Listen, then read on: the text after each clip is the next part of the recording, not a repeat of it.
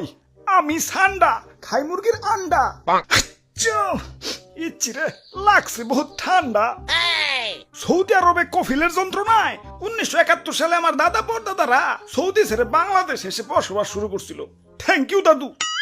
দাদা যদি সৌদি না ছাড়তো এতদিনে তো কফিলের ছেলেবেলের পেটে চলে যাইতাম। সবুজ শ্যাবল বাংলাদেশে খুব রিল্যাক্সে আছি। না আছে কফিলের যন্ত্রণা, না আছে মরুভূমির যন্ত্রণা। আহা কি আনন্দ আকাশে বাতাসে। মন্ত্রী, ওই মন্ত্রী, আরে ওই মন্ত্রী। জি জি হুজুর।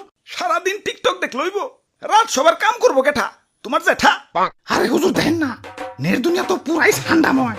আপনি তো পুরাই ভাইরাল হয়ে গেছেন। নেটে ঢুকলেই খালি আপনার ছবি।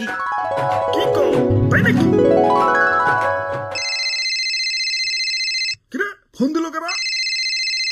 হ্যালো, কে? ও সময় টিভি ইন্টারভিউ দিতে হইব। বাহ ভালোই তো। আচ্ছা ঠিক আছে। আবার কারা? হ্যালো, কে? নিউজ 420 কি? আপনার চ্যানেলও ইন্টারভিউ দিতে হইব? আচ্ছা আচ্ছা ঠিক আছে। হ্যালো, না না না ইন্টারভিউ দিতে পারব না, ব্যস্ত আছি। ফোনের উপরে ফোন আইতাছে।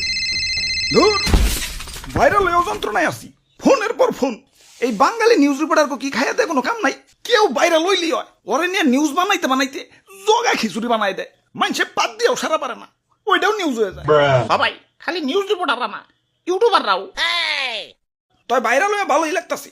নিজের পুরো মেগাস্টার ফিল হইতাছে। সাকিব খান রে ফোন দিয়ে ক বরবাদ টুতে যেন আমারে রাখে। আরে হুজুর খবর কিছু রাখেন, বরবাদ টুতে আপনারা রাখবো, নিশ্চয় রাখবো। তো এই অ্যাক্টর হিসেবে না, খাবার টেবিলের খাবার হিসেবে। কি কও তুমি? হ্যাঁ, দেশে ঠান্ডা ভাইরাল হওয়ার পর থেকে দেশের পাবলিকরাও আমাকে ধরে ধরে খাওয়া শুরু করছে। অনেকে তো ঠান্ডা ভেবে বেচারা ঘুষাবেও ছাড় দিতেছে না, ঘুষাবো খাইতেছে। কও কি সৌদির কফিল কি বাংলাদেশে বললো নাকি? হুজুর এই মাত্র খবর পাইলাম সুলতান ডাইনে ঠান্ডা বিরিয়ানি চালু করছে। এতক্ষণে কাম হইছে, বংশ তো নির্বংশ হয়ে যাবে।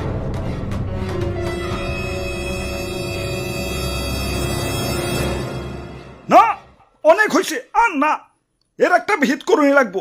মন্ত্রী, আমার সৈন্যদের প্রস্তুত করো, যা যা আছে সব কিছু নিয়ে এয়ারপোর্টে হাজির হও। দেশ ছেড়ে পলাই তুইব। গুইসাপ তোমরাও চলো, যে দেশে ইন্টারনেট নাই ওই দেশে যাবো।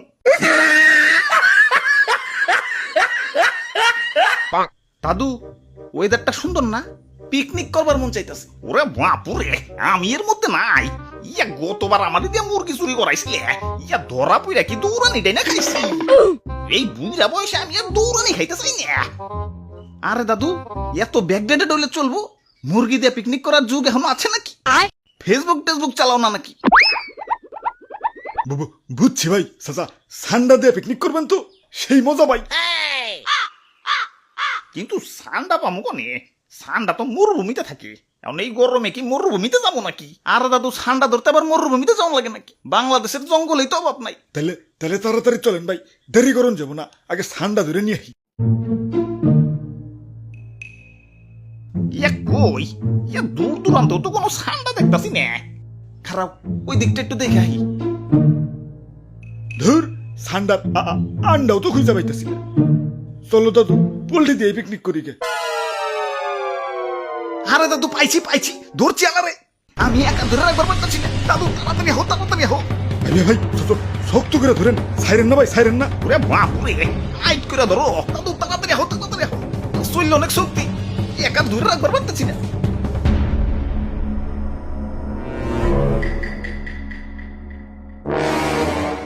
ওরে বাপুরে, ইয়া কেমন জানি দেখা যায়। ইয়া কুমির মনে হইতাছে না? আরে দাদু কি যে কও, কুমিরে তো ছোট নাকি? হ্যাঁ ঠিকই তো। ওরে বাপুরে, ইয়া কুমির তো ছোট না, কিন্তু কুমিরের বাচ্চা কইলাম ছোটই।